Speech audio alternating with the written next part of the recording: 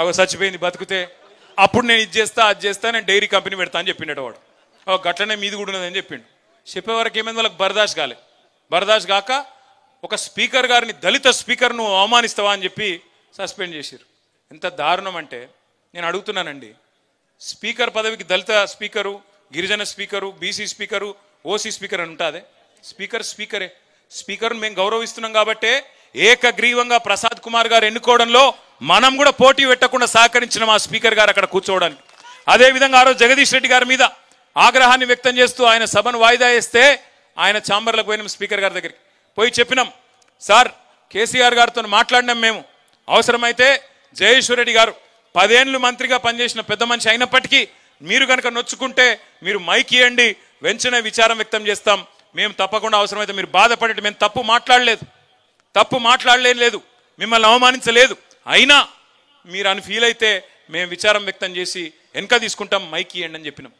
Mic ఇయ్యలే. దళిత స్పీకర్ను అవమానించినందుకు జగదీశ్వర్ రెడ్డి గారిని చేసినామని చెప్పారు బయటికి. నేను ఒక్కటి గుర్తు చేస్తున్నా, రాష్ట్రంలో 143 మున్సిపాలిటీలు ఉన్నాయి, కార్పొరేషన్లు ఉన్నాయి. జనరల్ సీట్లో ఎక్కడన్నా ఏ నాయకుడన్నా ఒక దళిత మహిళను 5 ఏళ్ళు మున్సిపల్ చైర్మన్గా ఉన్న పెట్టిన నాయకుడు ఎవరైనా ఉన్నారా? ఇగో మా అన్నపూర్ణమ్మ, ఒక దళిత బిడ్డ, ఆడబిడ్డ, ఆ అమ్మాయిని ఒక జనరల్ సీట్లో అక్కడ మున్సిపల్ చైర్మన్ చేసిన జగదీశ్వర్ రెడ్డి గారట దళిత వ్యతిరేకట. ఇంతకంటే హాస్యాస్పదమైంది ఇంకోటి ఉంటుందా? కూర్చో. ఆమెను దించడానికి ప్రయత్నం చేసిన వాళ్ళట మంచోళ్ళట, కానీ ఇవాళ జగదీష్ అన్న ఎవరైతే అక్కడ కూర్చోబెట్టిండో ఆయన దళిత వ్యతిరేకట. ఇంకా ఘోరం ఏంటంటే, ఇంకా విచిత్రం, జగదీష్ అన్న ఏమన్నాడు, ఈ సభ మనందరిది అన్నాడు. నిన్న ఇంకో ఆయన మాట్లాడిండు, మజ్లిస్ ఆయన, ఏమన్నాడు ఆయన, ఇది గాంధీ భవన్ లెక్క నడుపుతున్నావు అన్నాడు. మనందరిది అన్న జగదీష్ అన్నమో ఎత్తవతల వారేసిండ్రు. గాంధీ భవన్ లెక్క నడుపుతున్నావు అన్నట్టు కొనుకేమో గంటలు మైకులు ఇచ్చి బాకాలు కొట్టించుకుంటున్నారు, డబ్బా కొట్టించుకుంటున్నారు. ఇంతకంటే సిగ్గుచేటు ఉంటుందా? ఇంకోటి దమ్ము లేదా? మజ్లిస్ వాళ్ళ మీద చర్య తీసుకునే దమ్ము లేదా? ఒక బీఆర్ఎస్ వాళ్ళని మాత్రమే చేసే పరిస్థితి కానీ మిగతా వాళ్ళని ఏమనే పరిస్థితి లేదా? దయచేసి నేను మిమ్మల్ని ఆలోచించమని కోరేది ఏంటంటే, ఇలా రాష్ట్ర శాసనసభలో ఒక విచిత్రమైన సన్నివేశం.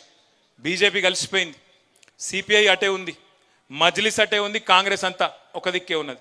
ఇవాళ పంచ పాండవుల మాదిరిగా ఆ కౌరవ సభలో 100 మందిని ఎదుర్కొంటున్నది కేసీఆర్ సైన్యం. ఈ గులాబీ దండు మాత్రమే తెలంగాణ ప్రజల ప్రయోజనాల కోసం గొంతెత్తుతున్నది. మళ్ళీ మనమే తప్ప వాళ్ళు కానే కాదన్న మాట నేను మీకు గుర్తు చేస్తా ఉన్నాను.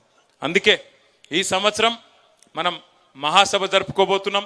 వరంగల్లో సిల్వర్ జూబ్లీ ప్రారంభానికి సూచికగా లక్షలాది మందితో బహిరంగ సభ.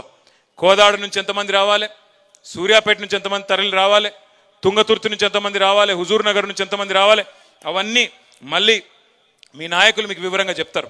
కానీ ప్రతి గ్రామం నుంచి పార్టిసిపేషన్ ఉండాలి, ప్రతి గ్రామ శాఖ రావాలి, గ్రామ శాఖ అధ్యక్షులు, ప్రతి గ్రామం నుంచి క్రియాశీల కార్యకర్తలు ఒక్కరు కూడా ఆ రోజు ఏ పని పెట్టుకోకుండా, ఎందుకంటే ఇంతకంటే పెద్ద పని మనకు లేదు, సంవత్సరం అంతా వేరే పనులు ఉండొచ్చు, కానీ ఏప్రిల్ 27 మన పార్టీ 25వ వసంతంలో అడుగు పెడుతున్న సందర్భం ఖచ్చితంగా గులాబీ జెండా వేసుకున్న ప్రతి బిడ్డ ఏదో ఒక వాహనం ఏది దొరికితే అది ఎక్కాలే, కదిలి వరంగల్ వైపు ప్రయాణం మొదలు పెట్టాలి. అక్కడి నుంచి పెద్దలు కేసీఆర్ గారి సందేశం విన్న తర్వాత మర్నాడో ఆ తర్వాత రోజో మే నెలలో మన పార్టీ యొక్క సభ్యత్వ నమోదు కార్యక్రమాన్ని కూడా ప్రారంభించుకోబోతా ఉన్నాం. సభ్యత్వ నమోదు కార్యక్రమం అయిన తర్వాత అసెంబ్లీ అప్పుడు కొంతమంది, పార్లమెంట్ ఎన్నికలప్పుడు కొంతమంది, మన పార్టీ నాయకులు కొంతమంది అక్కడ ఇక్కడ వెళ్ళిపోవచ్చు, అక్కడక్కడ ఖాళీలు ఉండొచ్చు. అందుకే తిరిగి కొత్త కమిటీల నిర్మాణం పటిష్టంగా చేసుకుందాం. కొత్త కమిటీలు గ్రామ స్థాయి నుంచి, వార్డు స్థాయి నుంచి, బూత్ కమిటీ నుంచి బ్రహ్మాండంగా రాష్ట్ర కమిటీ దాకా అద్భుతంగా నిర్మాణం చేసుకుందాం. ఈసారి గీటురాయి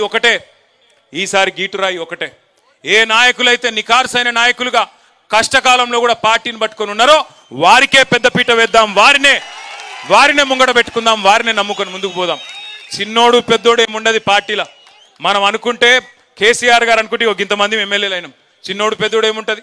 ఇలా మేము ఇక్కడ కూర్చున్నామంటే మీరందరు దయతో ఇక్కడ కూర్చున్నాం తప్ప, కేసీఆర్ గారి ఆశీర్వాదం, మీ దయ, ప్రజల ఒక ఓటుతో ఇక్కడ కూర్చున్నాం తప్ప మేమేం మీకంటే పెద్దవాళ్ళమేం కాదు. చిన్న పెద్ద ఏముండదు పార్టీలో, అందరం కూడా ఒకటే.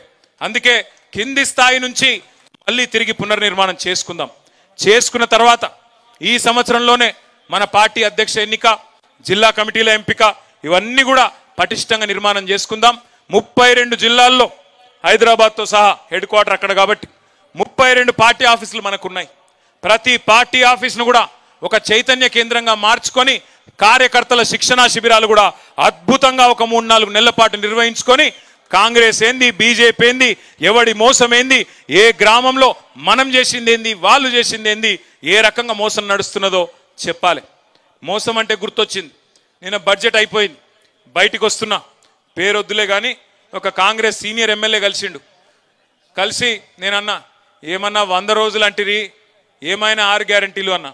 100 రోజులు అన్న, మొదటి 100 రోజులు అనలేదు కదా, ఆఖరి 100 రోజులు ఇస్తామంటుండు. ఇవన్నీ ప్రజలకు చెప్పాలి. ఆఖరి 100 రోజులు ఇస్తారట అంటే ఎంత లంగలో చూడురిగా మీరు. అంటే ఇట్లాంటివన్నీ మనమే చెప్పాలి ప్రజలకి, ఇంకెవరో చెప్పరు. వాళ్ళ ఆలోచన ఎట్లుందంటే కాంగ్రెస్ వాళ్ళది ప్రజలను అమాయకులు అనుకుంటా ఉన్నారు. లాస్ట్ 1 ఇయర్లో ఏదో ఇచ్చినట్టు చేస్తే ప్రజలు మళ్ళా గుద్దుతారు మనకే అనే ఒక అపోహలో, ఒక అమాయకత్వంలో కాంగ్రెస్ వాళ్ళు ఉన్నారు. అందుకే రేపు స్థానిక సంస్థల ఎన్నికలు కావచ్చు, లేదా రాబోయే రోజుల్లో జరగబోయే ఉప ఎన్నికలు కావచ్చు, ఆ తర్వాత వచ్చే రాష్ట్ర శాసనసభ ఎన్నికలు కావచ్చు, అన్నిటిలో కూడా తిరిగి గులాబీ జెండా ఎగరాలి అంటే మీరే తప్పకుండా ఎక్కడి వాళ్ళు అక్కడ ఒక కేసీఆర్ లాగా గ్రామ స్థాయిలో కథానాయకులే విజృంభించాలి. దానికి మొదటి అడుగు ఏప్రిల్ 27 నాడు చలో వరంగల్. మరి అందరం పోదామా వరంగల్కి? బండి వెనుక బండి గట్టి బయలుదేరదామా? మళ్ళీ ఒక్కసారి మీ అందరికి కూడా మళ్ళీ సూర్యాపేటకు వస్తా, మళ్ళీ మండలాల వారీగా కూడా కూర్చుందాం, శిక్షణా శిబిరాల్లో కూడా కలుసుకుందాం. ఈ సంవత్సరం అంతా కూడా పోరాటనామ సంవత్సరంగా ముందుకు పోదామని చెప్పి తెలియజేస్తూ జై తెలంగాణ, కేసీఆర్ గారి నాయకత్వం, జై కేసీఆర్.